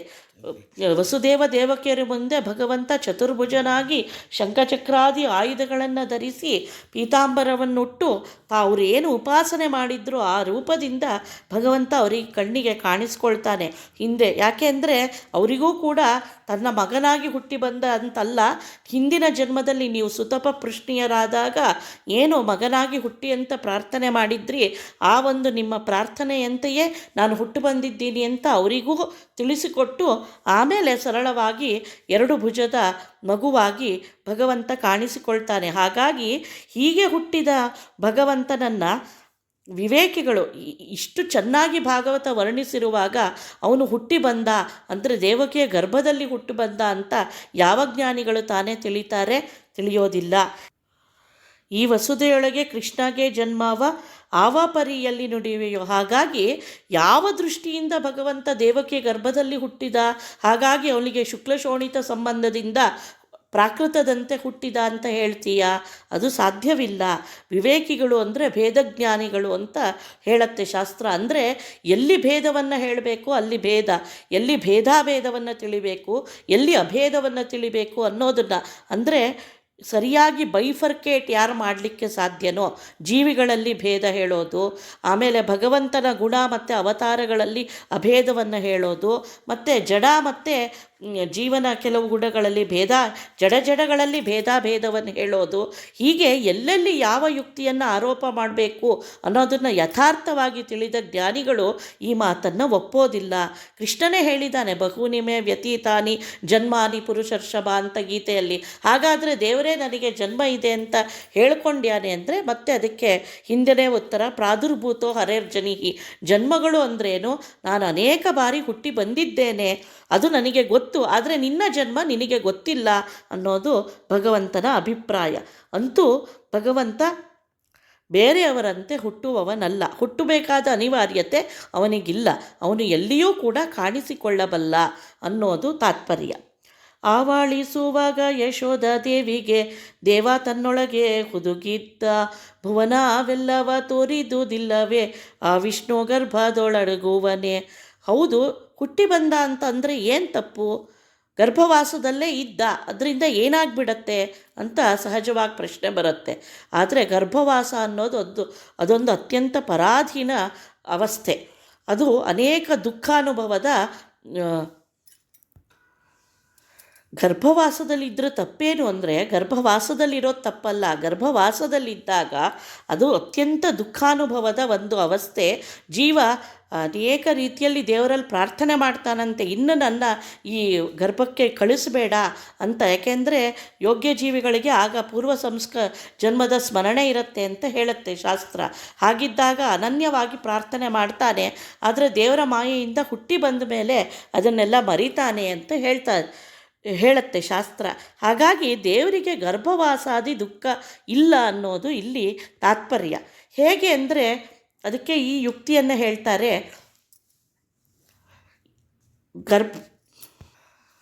ನಾವೆಲ್ಲ ಗರ್ಭವಾಸ ದುಃಖ ಅನುಭವಿಸ್ತೀವಿ ಅಂದರೆ ನಮಗೆ ಅದು ನಮ್ಮಲ್ಲಿ ಇಲ್ಲ ಆ ಶಕ್ತಿ ಡಿಸೈಡ್ ಮಾಡೋದು. ಯಾರ್ದೋ ಇಚ್ಛೆಯಂತೆ ನಾವು ಗರ್ಭದಲ್ಲಿ ಸೇರಿಕೊಳ್ತೇವೆ ಮತ್ತು ಬರ್ತೇವೆ, ನಾವು ಪರಾಧೀನರು. ಹಾಗಾಗಿ ಅದು ನಮಗೆ ದುಃಖ. ಆದರೆ ಭಗವಂತ ತಾನು ಸ್ವಇಚ್ಛೆಯಿಂದ ಅಂಥಲ್ಲಿ ಹುಟ್ಟು ಬರ್ತೀನಿ ಅಂತ ಸಂಕಲ್ಪ ಮಾಡೋದ್ರಿಂದ ಅವನಿಗೆ ಗರ್ಭವಾಸದ ದುಃಖದ ಪ್ರಶ್ನೆಯೇ ಇರೋದಿಲ್ಲ. ಆದರೂ ಕೂಡ ಇಲ್ಲಿ ಇನ್ನೊಂದು ಅತ್ಯಂತ ಸುಂದರ ಯುಕ್ತಿಯನ್ನು ಹೇಳ್ತಾರೆ. ಆವಾಳಿಸುವಾಗ ಯಶೋಧ ದೇವಿಗೆ ದೇವ ತನ್ನೊಳಗೆ ಹುದುಗಿದ್ದ ಭುವನವೆಲ್ಲವ ತೋರಿದ್ದುದಿಲ್ಲವೇ ಅಂತ ಕೇಳ್ತಾರೆ. ಭಗವಂತ ಸಣ್ಣ ಮಗುವಾಗಿದ್ದಾಗ ಒಮ್ಮೆ ಯಶೋಧೆ ಸ್ತನ್ಯಪಾನ ಮಾಡಿಸ್ತಾ ಇದ್ದಾಗ ಆಕಳಿಸ್ತಾನೆ. ಆಗ ಅವನ ಬಾಯೊಳಗೆ ನೋಡಿದ ಯಶೋಧ ದೇವಿಗೆ ಇಡೀ ಬ್ರಹ್ಮಾಂಡವೇ ಕಾಣುತ್ತೆ. ಹಾಗಾದರೆ ತನ್ನ ಹೊಟ್ಟೆಯೊಳಗೆ ಇಷ್ಟು ದೊಡ್ಡ ಬ್ರಹ್ಮಾಂಡವನ್ನೇ ಇಟ್ಟುಕೊಂಡಿರೋ ಭಗವಂತನಿಗೆ ಯಾವ ಗರ್ಭ ತಾನೇ ಹಿಡಿಸೀತು ಅವನಲ್ಲಿ? ಅವನು ಸ್ವಇಚ್ಛೆಯಿಂದ ಎಂಥ ಚಿಕ್ಕ ವಸ್ತುವಲ್ಲೂ ಇರ್ತಾನೆ. ಅದೇ ಭಗವಂತನ ವಿಶಿಷ್ಟ ವ್ಯಾಪಾರ. ಅದನ್ನೇ ಶ್ರುತಿಗಳು ಹೇಳುತ್ತೆ, ಅಣೋರಣೀಯಾನ್ ಮಹತೋ ಮಹೀಯಾನ್ ಅಂತ. ದಾಸರಂತೂ ಅಣುವಾಗಬಲ್ಲ, ಮಹತ್ತಾಗಬಲ್ಲ, ಅಣುಮಹತ್ ಎರಡೊಂದಾಗಬಲ್ಲ ಅಂತ ಹೇಳ್ತಾರೆ ಭಗವಂತನ ಈ ವಿಲಕ್ಷಣ ವ್ಯಾಪಾರವನ್ನು. ಹಾಗಾಗಿ ಅವನು ಎಷ್ಟು ಚಿಕ್ಕ ಮಗುವಾಗೂ ಕಾಣಿಸ್ಕೊಳ್ತಾನೆ. ಪ್ರತಿ ಹುಟ್ಟುವ ಮಗುವಿನ ಜೊತೆನೂ ಭಗವಂತ ಹುಟ್ಟುತ್ತಾನೆ. ಹಾಗಾದರೆ ಪ್ರತಿ ಜೀವಿ ಹುಟ್ಟುವಾಗೂ ಅವನೊಳಗೆ ಭಗವಂತನು ಜನಿಸಿ ಬರ್ತಾನೆ. ಹಾಗಂತ ಅವನಿಗೆ ಆ ಪಾರತಂತ್ರಾದಿ ಇಲ್ಲದೇ ಇರೋದರಿಂದ ಅವನಿಗೆ ಗರ್ಭವಾಸಾದಿ ದೋಷಗಳಿಲ್ಲ. ಅದರಿಂದ ಉಂಟಾಗುವ ತಜ್ಜನ್ಯ ದುಃಖ ಇಲ್ಲ ಅನ್ನೋದು ಇಲ್ಲಿ ತಾತ್ಪರ್ಯ. ಅದಕ್ಕೆ ಎಷ್ಟೊಳ್ಳೆ ಪದವನ್ನು ನಾಮವನ್ನು ಇಲ್ಲಿ ಹಾಕ್ಯಾರೆ. ಆ ವಿಷ್ಣು ಗರ್ಭದೊಳಡಗುವನೆ. ಅಂತಹ ವಿಷ್ಣು ವಿಶಲ್ರು ವ್ಯಾಪ್ತವು ಅಲ್ವಾ. ಇಡೀ ಬ್ರಹ್ಮಾಂಡದಲ್ಲೇ ಎಲ್ಲ ಕಡೆ ವ್ಯಾಪ್ತನಾಗಿರುವ ಭಗವಂತ ಯಾವ ಗರ್ಭದಲ್ಲಿ ತಾನೇ ಹಿಡಿಸಬಲ್ಲ? ಅಷ್ಟು ಬೃಹತ್ ಮೂರ್ತಿ ತನ್ನ ಇಚ್ಛೆಯಿಂದ ತಾನು ಸಣ್ಣವನಾಗಿ ಎಂಥ ವಸ್ತುವಿನಲ್ಲೂ ಇರಬಲ್ಲ ಹೊರತು ಯಾವ ಗರ್ಭವೂ ಅವನನ್ನು ಹೊರುವ ಸಾಮರ್ಥ್ಯವನ್ನು ಹೊಂದಿಲ್ಲ. ಇಡೀ ಬ್ರಹ್ಮಾಂಡವೇ ಅವನ ಗರ್ಭದಿಂದ ಹುಟ್ಟಿದ ಮೊಟ್ಟೆ. ಹಾಗಿರುವಾಗ ಅವನನ್ನು ಧರಿಸುವಂಥ ಇನ್ನೊಂದು ಗರ್ಭ ಇದೆಯೇ ಅಂತ ಇಲ್ಲಿ ಪ್ರಶ್ನೆ ಮಾಡ್ತಾರೆ. ಆನೆಯ ಮಾನದಲ್ಲಿ ಅಡಗಿಸಿದವರುಂಟೆ ಅನೇಕ ಕೋಟಿಯ ಜಾಂಡವ, ಅಣುರೋಮ ಕೂಪದಲ್ಲಿ ಆಳ್ದ ಶ್ರೀಹರಿಯ ಜನನಿ ಜಠರವು ಒಳಗೊಂಬುದೇ. ಆನೆಯ ಮಾನದಲ್ಲಿ ಅಂದರೆ ನಮಗೆ ತಿಳಿದ ಒಂದು ದೊಡ್ಡ ಗಾತ್ರದ ವಸ್ತುವಿನಲ್ಲಿ ಇಡೀ ಅಜಾಂಡವನ್ನು ಬ್ರಹ್ಮಾಂಡವನ್ನು ಅಡಗಿಸ್ಲಿಕ್ಕೆ ಆಗತ್ತಾ? ಆಗೋದಿಲ್ಲ. ಅಂದರೆ ನಮಗೆ ಗೊತ್ತಿರೋ ಪರಿಮಾಣಕ್ಕಿಂತ ಬ್ರಹ್ಮಾಂಡವೇ ಅತ್ಯಂತ ದೊಡ್ಡದು, ನಮಗೆ ಕಲ್ಪನೆಗೆ ಬರೋದಿಲ್ಲ. ಇನ್ನು ಭಗವಂತ ಎಂಥವನು ಅಂದರೆ ಅಣುರೋಮ ಕೂಪದಲ್ಲಿ ಆಳ್ದ ಶ್ರೀಹರಿಯ ಜನನಿ ಜಠರವು ಒಳಗೊಂಬುದೇ. ಭಗವಂತನ ರೋಮರೂಪದಲ್ಲೂ ಅನೇಕ ರೋಮಗಳಲ್ಲೂ ಬ್ರಹ್ಮಾಂಡ ಕೋಟಿಗಳು ಅಡಗಿವೆ. ಹೌದಾ? ಹಾಗಾದರೆ ಯಶೋದೆ ಒಂದೇ ಬ್ರಹ್ಮಾಂಡವನ್ನು ಕಂಡಳ ಅಂದರೆ ಆ ಯೋಗ್ಯತೆಗೆ ತಕ್ಕಂತೆ ಆ ಉಪಾಸನೆ. ವಿಶ್ವರೂಪವೂ ಅಷ್ಟೇ. ಭಗವಂತ ಕೃಷ್ಣ ವಿಶ್ವರೂಪ ತೋರಿಸಿದರೂ ಕೂಡ ಯಾವ್ಯಾವ ಯೋಗ್ಯತೆ ಇರುತ್ತೋ ಹಾಗಾಗಿ ಜ್ಞಾನಿಗಳು ಅದರ ವಿಸ್ತಾರವನ್ನು ಕಂಡುಕೊಂಡ್ರೆ ಹೇಗೋ ಹಾಗೆ ಇಲ್ಲಿ ಯಶೋದೆ ಬಾಯೊಳಗೆ ಪುಟ್ಟ ಒಂದು ಬ್ರಹ್ಮಾಂಡವನ್ನು ಕಂಡರೂ ಕೂಡ ಬ್ರಹ್ಮದೇವರು ಇದನ್ನು ನೋಡಿದ್ದಾರೆ. ಭಗವಂತನ ರೋಮದಲ್ಲೂ ಅನೇಕ ಲಕ್ಷ ಕೋಟಿ ಬ್ರಹ್ಮಾಂಡಗಳಿದ್ದಾವೆ. ಹೀಗೆ ರೋಮ ಕೋಪದಿಂದನೂ ಬ್ರಹ್ಮಾಂಡಗಳನ್ನು ಸೃಷ್ಟಿಸೋ ಅಥವಾ ಆಗಿ ಹೋಗಿರೋ ಸಾಮರ್ಥ್ಯವನ್ನು ಹೊಂದಿರುವ ಭಗವಂತನನ್ನು ಅಡಗಿಸುವ ಜನನಿಯ ಜಠರ ಎಲ್ಲಿದೆ? ಅವನಿಗೊಬ್ಬ ತಾಯಿ, ಅವನನ್ನು ಹೊರುವ ಒಂದು ಜಠರ ಅನ್ನೋದು ಇರಲು ಸಾಧ್ಯನಾ? ಅಂದರೆ ಅಂಥ ವಿರಾಟ್ ಮೂರ್ತಿಯನ್ನು ಹೊರಬಲ್ಲ ಇನ್ನೊಂದು ಶಕ್ತಿ ಇಲ್ಲ ಅಂತ ಇಲ್ಲಿ ಹೇಳ್ತಾರೆ. ಅದರಿಂದ ಕೃಷ್ಣನಿಗೆ ಜನ್ಮವೆಂಬುದು ಸಲ್ಲ, ಮದನ ನೀವನ ಕುಮಾರನು ಕದನಾದಿ ಕಣೆಗಳ ಇವನೇ ದೇಗೆಸೆವನೇ ಸುಧತರಿಗಿವ ನಿಂತು ಸಿಲುಕುವನೇ. ಅಂತೂ ಹೀಗೆಲ್ಲ ಪದ್ಯಗಳಿಂದ ದೇವರಿಗೆ ಲಯ ಇಲ್ಲ, ಜನ್ಮವೂ ಇಲ್ಲ ಅಂತ ಹೇಳ್ತಾ ಇನ್ನು ಮುಂದೆ ಅವನಿಗೆ ಕಾಮವೂ ಇಲ್ಲ ಅನ್ನೋದನ್ನು ಸೂಚ್ಯವಾಗಿ ಹೇಳ್ತಾ ಹೋಗ್ತಾರೆ. ಹಾಗಾಗಿ ಈ ಎಲ್ಲ ಕಾರಣದಿಂದ ಕೃಷ್ಣಗೆ ಜನ್ಮವೆಂಬುದು ಇಲ್ಲ. ಇನ್ನು ಇವನಿಗೆ ಕಾಮವಾದರೂ ಇದೆಯಾ? ಹಾಗಾದರೆ ಇಷ್ಟೆಲ್ಲ ಸೃಷ್ಟಿಸುವ ಸಾಮರ್ಥ್ಯ ಇರೋದು ಯಾಕೆ ಅಂದರೆ ಭಗವಂತ ಕಾಮಾತುರ ಅಂತ ಹೇಳ್ತೀರಾ ಅಂದರೆ ಇಲ್ಲ. ಮದನ ನಿವನ ಕುಮಾರನು, ಯಾರು ಕಾಮಕ್ಕೆ ಅಭಿಮಾನಿಯೋ ಸಾಕ್ಷಾತ್ ಮನ್ಮಥ ಭಗವಂತನ ಪುತ್ರ. ಕದನಾದಿ ಕಣೆಗಳ ಇವನೆದೆಗೆಸೆವನೇ ಸುಧತೇರಿಗಿವನಿಂತು ಸಿಲುಕುವನೆ. ಹಾಗಾಗಿ ಮನ್ಮಥನ ಬಾಣ ಪ್ರಯೋಗದಿಂದ ಲೌಕಿಕವಾಗಿ ಜಗತ್ತಿನಲ್ಲಿ ದೇವತೆಗಳಲ್ಲಿ ಕಾಮದ ಪ್ರಚೋದನೆ ಅನ್ನೋದಾಗತ್ತೆ. ಇವನು ತನ್ನ ತಂದೆಗೆ ಬಾಣವನ್ನು ಹೊಡೆಯೋದು ಸಾಧ್ಯನಾ? ಹಾಗಾಗಿ ಇವನಿಗೆ ಸ್ತ್ರೀಯರಲ್ಲಿ ಕಾಮ ಅನ್ನೋದು ಉಂಟಾಗೋದು ಸಾಧ್ಯವಾ? ಯೋಚನೆ ಮಾಡಿ ಅಂತ ಇಲ್ಲಿ ಯುಕ್ತಿಯನ್ನು ಹೇಳ್ತಾರೆ. ಇದನ್ನು ಅವತಾರ ರೂಪಗಳಿಗೂ ಅವಶ್ಯವಾಗಿ ಅಳವಡಿಸ್ಕೊಳ್ಬೇಕು. ಅದನ್ನು ಮುಂದೆ ಹೇಳ್ತಾ ಹೋಗ್ತಾರೆ. ಅಂತೂ ರಾಮಾವತಾರವೇ ಇರಲಿ, ಕೃಷ್ಣಾವತಾರನೇ ಇರಲಿ, ರಾಮ ಸೀತೆಯನ್ನು ಕಾಣದೆ ಅತ್ತ ಶೋಕವನ್ನು ತೋರಿಸಿದ ಅನ್ಬೇಕಾರಾಗಲಿ ಅಥವಾ ಕೃಷ್ಣನಾಗಿ ಇಷ್ಟೆಲ್ಲ ಪತ್ನಿಯರನ್ನು ಹೊಂದಿದ ಅನ್ಬೇಕಾರೆ, ಹೀಗೆಲ್ಲವಾಗಲೂ ಭಗವಂತನಿಗೆ ಕಾಮಾಸಕ್ತ ಕಾಮಾತುರ ಅನ್ನೋ ಚಿಂತನೆ ಬಂದರೆ ಅದು ತಪ್ಪು. ಆ ರೀತಿ ಚಿಂತನೆ ಮಾಡಬಾರದು ಅನ್ನೋದನ್ನು ಹೇಳ್ತಾ ಇದ್ದಾರೆ. ಅದರಿಂದ ಕೃಷ್ಣನಿಗೆ ಪರನಾರಿ ಸಂಗವ ಕೋವಿದರಾದ ಬುಧರು ನುಡಿವಾರೆ ಸದರವೇ ಈ ಮಾತು ಸರ್ವ ವೇದಂಗಳು ಮುದದಿಂದ ತಾವು ಸ್ತುತಿಸುವವು. ಹಾಗಾಗಿ ಕೃಷ್ಣನಿಗೆ ಪರನಾರಿ ಸಂಘ, ಲಕ್ಷ್ಮಿಯಲ್ಲದೆ ಭಗವಂತ ಇನ್ಯಾರನ್ನೂ ರಮಣವನ್ನು ಮಾಡೋದಿಲ್ಲ. ಇನ್ಯಾವುದಾದ್ರೂ ಸ್ತ್ರೀಯಲ್ಲಿ ಭಗವಂತ ರಮಣವನ್ನು ಮಾಡ್ತಾನೆ ಅಂದರೆ ಅಲ್ಲಿ ಲಕ್ಷ್ಮೀ ಸನ್ನಿಧಾನ ಇದೆ ಅಂತ ಅರ್ಥ. ಹೀಗೆ ಲಕ್ಷ್ಮಿಯನ್ನು, ಅದರಲ್ಲೂ ಲಕ್ಷ್ಮಿಯಲ್ಲಿ ತನ್ನ ಸ್ತ್ರೀರೂಪವನ್ನೇ ರಮಣೆ ಮಾಡುವ ಸ್ವರಮಣನಾದ ಭಗವಂತನಿಗೆ ಪರನಾರಿ ಸಂಘವಂತೂ ಖಂಡಿತ ಕೂಡೋದಿಲ್ಲ. ಕೋವಿದರಾದ ಜ್ಞಾನಿಗಳಾದ ಬುಧರು ಈ ಮಾತನ್ನು ಖಂಡಿತ ಹೇಳೋದಿಲ್ಲ. ಈ ಮಾತು ಸದರವೇ. ಅಂದರೆ ಯಾರಿಗೆ ಬೇಕಾದರೂ ನಾವು ಆರೋಪ ಮಾಡೋದು ನಮ್ಮಂತೆ ತಿಳಿಯೋದ್ರಿಂದ ತಾನೇ ಈ ದೋಷಗಳಾಗೋದು. ನಾವು ಸಹಜವಾಗಿ ಲೋಕದಲ್ಲಿ ಅತ್ಯಂತ ದೊಡ್ಡವರನ್ನು ತುಂಬ ವಿಪರೀತವಾಗಿ ಸದರವಾಗಿ ತೆಗೆದುಕೊಂಡು ಅವರಲ್ಲಿ ನಮ್ಮಲ್ಲಿರೋ ದೋಷಗಳನ್ನು ಆರೋಪ ಮಾಡಿಬಿಡ್ತೇವೆ. ಯಾಕೆ ಅಂದರೆ ನಮ್ಮಲ್ಲಿ ಅವರ ಮಹಾತ್ಮ್ಯ ಬುದ್ಧಿ ಹೊರಟೋಗಿರುತ್ತೆ. ಹಾಗಾಗಿ ಸದರವೇ ಈ ಮಾತು. ದೇವರಿಗೆ ಕಾಮ ಇದೆ ಅಂತ ಹೇಳೋದಷ್ಟು ಸದರವಾದ ಮಾತಾ ಅಂತ ಪ್ರಶ್ನೆ ಮಾಡ್ತಾರೆ. ಸರ್ವ ವೇದಗಳು ಮುದದಿಂದ ತಾವು ಸ್ತುತಿಸುವವು. ಎಲ್ಲ ವೇದಗಳು ಭಗವಂತನನ್ನು ಒಕ್ಕರಲಿನಿಂದ ಸರ್ವೋತ್ತಮ, ಸರ್ವದೋಷ ದೂರ ಅಂತೆಲ್ಲ ಹೇಳ್ತಾ ಇರುವಾಗ ಅವನಲ್ಲಿ ಈ ದೋಷಗಳನ್ನು ಆರೋಪ ಮಾಡೋದು ಸರಿಯೇ ಅಂತ ಇಲ್ಲಿ ಕೇಳ್ತಾ ಇದ್ದಾರೆ. ಎಂದ ಭಾಗವತದ ಚಂದದ ಮಾತನು ಮಂದಮಾನವ ಮನಸ್ಸಿಗೆ ತಂದು ಜಗಕ್ಕೆ ಕೈವಲ್ಯವಿವ ಮುಕುಂದಗೆ ಕುಂದು ಕೊರತೆ ಸಲ್ಲದು. ಹಿಂದೆ ಹೇಳಿದ ಭಗವಂತನ ಅವತಾರ ಕ್ರಮ, ಅವನು ಹುಟ್ಟಿದ ರೀತಿ ಇದೆಲ್ಲ ತಿಳ್ಕೊಂಡೇ ನಾವು ಅವನಲ್ಲಿ ಕಾಮ ಎಂಬ ದೋಷವೂ ಇಲ್ಲ. ಇದನ್ನು ಭಾಗವತವು ಬೇಕಾದಷ್ಟು ಕಡೆ ವರ್ಣಿಸಿದೆ. ಗೋಪಿಯರು ಗೋಪಿಗೀತೆಯಲ್ಲಿ ಹೇಳಬೇಕಾದ್ರೂ ಕೂಡ ನಾವು ನಮಗೆ ಅವನಿಂದ ಸುಖ ಇದೆ, ಅವನು ನಮಗೆ ಬೇಕು ಹೊರತು ಅವನು ನಮ್ಮನ್ನು ಬಯಸಲ್ಲ ಅಂತ ಸ್ಪಷ್ಟವಾಗಿ ಹೇಳಿದ್ದಾರೆ ಗೋಪಿಯರು ಕೂಡ. ಹೀಗೆ ಪದೇ ಪದೇ ಅವನ ಕಾಮರಾಹಿತ್ಯವನ್ನು ಪುರಾಣಗಳು ಹೇಳ್ತಾವೆ. ಹಾಗಾಗಿ ಈ ಮಾತನ್ನು ಮನಸ್ಸಿಗೆ ತಂದುಕೊಂಡು ಕೈವಲ್ಯವಿವ ಬೇರೆಯವರಿಗೆ ಅವನನ್ನು ಇಂಥ ದೋಷಗಳಿಲ್ಲದವನು ಅಂತ ಉಪಾಸನೆ ಮಾಡಿದವರಿಗೇನೆ ಇಡೀ ಮೋಕ್ಷವನ್ನೇ ಕೊಡುವ ಭಗವಂತನಲ್ಲಿ ಕುಂದುಕೊರತೆಗಳನ್ನು ಆರೋಪ ಮಾಡಿ ಅಧಪಾತವನ್ನು ಹೊಂದಬೇಡ್ರಿ. ಇದೆಲ್ಲ ಯಾಕೆ ಅಂದರೆ ನಮ್ಮಲ್ಲಿ ತತ್ವನಿಶ್ಚಯಕ್ಕಾಗಿ. ಭಗವಂತನಲ್ಲಿ ದೋಷಗಳಿಲ್ಲ ಅನ್ನೋದು ಸರ್ವವಿದಿತ. ಯಾಕೆ ನಾವು ಇದನ್ನೆಲ್ಲ ಆರೋಪ ಮಾಡಿ ಚಿಂತನೆ ಮಾಡ್ಕೊಳ್ಬೇಕು ಅಂದರೆ ಅದಿಲ್ಲ ಅನ್ನೋ ಉಪಾಸನೆ ನಮಗೆ ತಾರಕ. ನಮ್ಮಲ್ಲಿ ಆ ದೋಷಗಳು ನಿವಾರಣೆ ಆಗ್ತಾ ಬರುತ್ತೆ.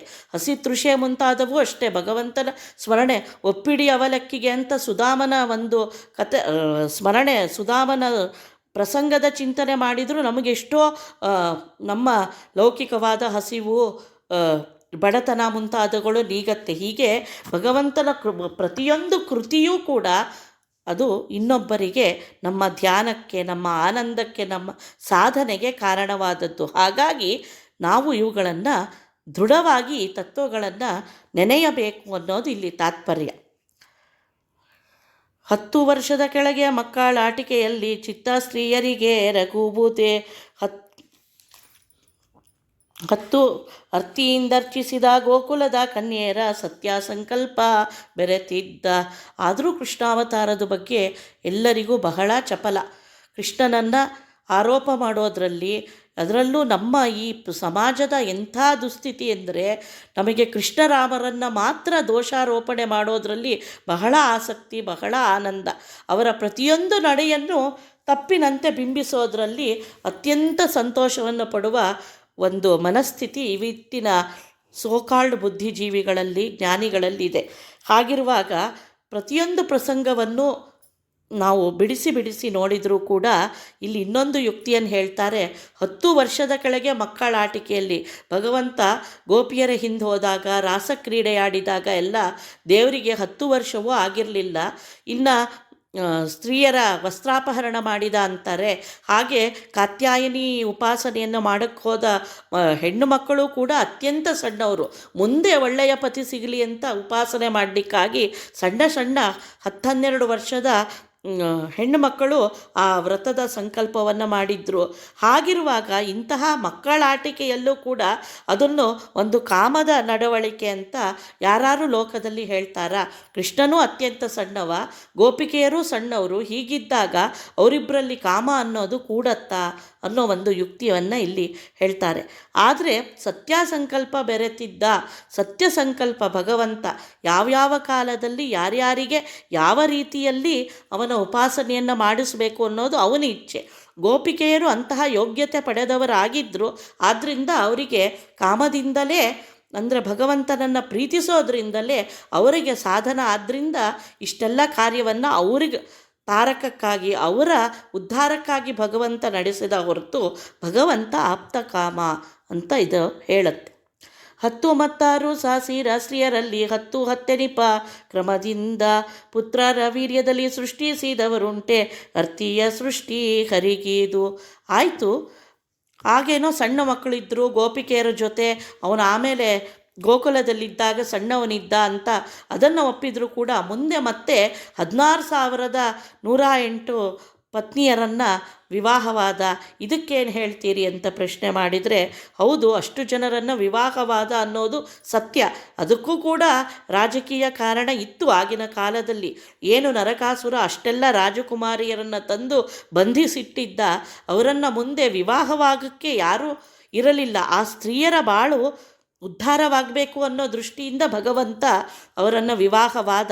ಆಗಿನ ಕಾಲದ ಒಂದು ತೊಂದರೆ, ಜರಾಸಂಧ ಎಲ್ಲ ರಾಜಕುಮಾರರನ್ನು, ನರಕಾಸುರ ಎಲ್ಲ ರಾಜಕುಮಾರಿಯರನ್ನು ಬಂಧಿಸಿ ರಾಜ ಪರಂಪರೆಯನ್ನೇ ನಿಲ್ಲಿಸಿ ತಾವು ಸಾರ್ವಭೌಮರಾಗಿ ಮೆರಿಬೇಕು ಅನ್ನೋ ದುಷ್ಟ ಆಲೋಚನೆಯನ್ನು ಭಗವಂತ ಈ ರೀತಿಯಲ್ಲಿ ನಿರಾಸ ಮಾಡ್ದ.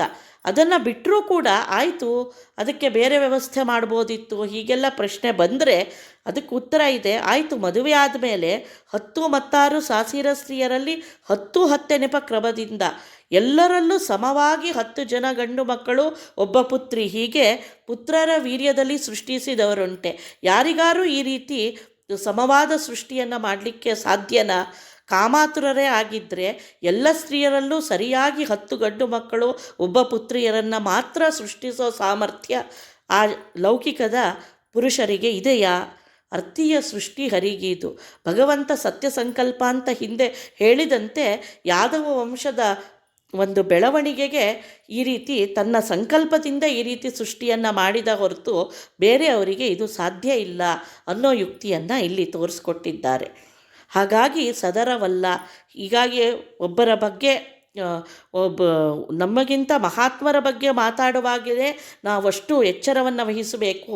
ಇನ್ನು ಭಗವಂತನ ಅವತಾರ ರೂಪಗಳು ಇತ್ಯಾದಿ ವಿಷಯಗಳ ಬಗ್ಗೆ ಚಿಂತನೆ ಮಾಡ್ತಾ ಉಪಕ್ರಮೋಪಸಂಹಾರ ಅಂತ ಹೇಳ್ತೀವಲ್ಲ, ಹಾಗೆ ಹಿಂದು ಮುಂದಿನ ನಡೆಗಳನ್ನು ವಿಚಾರಿಸಿ ನಾವು ಒಂದು ವಿಷಯದ ನಿರ್ಣಯಕ್ಕೆ ಬರಬೇಕಾಗತ್ತೆ ಅನ್ನೋದನ್ನು ಇಲ್ಲಿ ಸೂಚಿಸ್ತಾ ಇದ್ದಾರೆ. ಇನ್ನೂ ಒಂದು ಯುಕ್ತಿಯನ್ನು ಹೇಳ್ತಾರೆ. ರೋಮ ರೋಮ ಕೂಪ ಕೋಟಿ ವೃಕಂಗಳ ನಿರ್ಮಿಸಿ ಗೋಪಾಲರ ತೆರಳಿಸಿದ ನಮ್ಮ ಶ್ರೀಕೃಷ್ಣನು ಮಕ್ಕಳ ಸೃಜಿಸುವ ಮಹಿಮೆ ಬಲ್ಲವರಿಗೆ ಸಲಹಲಿಕೆ. ಆಯಿತು, ಮಕ್ಕಳನ್ನು ಹುಟ್ಟಿಸಿದ್ರೇನೋ ಕಾಮ ಅಂತ ಹೇಳ್ತೀರಿ, ದೇವರು ಮಕ್ಕಳನ್ನು ಮಾತ್ರ ಹುಟ್ಟಿಸಲಿಲ್ಲ. ತಾನು ವೃಂದಾವನಕ್ಕೆ ಬರಬೇಕಾದಾಗ, ಗೋಕುಲವನ್ನು ಬಿಡಬೇಕಾದ ಪ್ರಸಂಗ ಬಂದಾಗ ರೋಮಕೂಪ ತನ್ನ ರೋಮಗಳಿಂದ ಕೋಟಿ ಕೋಟಿ ವೃಕಗಳನ್ನು, ತೋಳುಗಳನ್ನು ಸೃಷ್ಟಿಸಿ ಗೋಪಾಲರನ್ನು ಅಲ್ಲಿಂದ ಬಿಡಿಸ್ದ. ಹೀಗೆ ತೋಳಗಳನ್ನು ಸೃಷ್ಟಿ ಮಾಡಿದ್ದಕ್ಕೆ ಯಾವ ಕಾಮವನ್ನು ಆರೋಪ ಮಾಡ್ತೀರಿ? ಭಗವಂತ ಇಚ್ಛಾ ಸೃಷ್ಟಿ ಮಾಡ್ತಾನೆ, ಅವನು ಸತ್ಯ ಸಂಕಲ್ಪ ಅನ್ನೋದಕ್ಕೆ ಇದಕ್ಕಿಂತ ಬೇರೆ ನಿದರ್ಶನ ಬೇಕೆ ಅಂತ ಕೇಳ್ತಾರೆ. ಹೀಗೆ ನಮ್ಮ ಶ್ರೀಕೃಷ್ಣನು ಮಕ್ಕಳ ಸೃಜಿಸುವ ಮಹಿಮೆ ಬಲ್ಲವರಿಗೆ ಸಲಹಲಿಕೆ. ಹೀಗೆ ತಾನು ಇಚ್ಛೆಪಟ್ಟರೆ ತೋಳಗಳನ್ನು ಸೃಷ್ಟಿಸ್ತಾನೆ. ರಕ್ಷಣೆ ಮಾಡಬೇಕು ಅನ್ನೋದು ಭಗವಂತನ ಮನಸ್ಸಿಗೆ ಬಂದರೆ ಯಾವ ರೀತಿಯಾಗಿ ಬೇಕಾದರೂ ಭಗವಂತ ರಕ್ಷಿಸ್ತಾನೆ ಅನ್ನೋದಕ್ಕೆ ಸಾಕಷ್ಟು ಪ್ರಸಂಗಗಳನ್ನು ತನ್ನ ಅವತಾರದಲ್ಲಿ ತೋರಿಸಿದ್ದಾನೆ.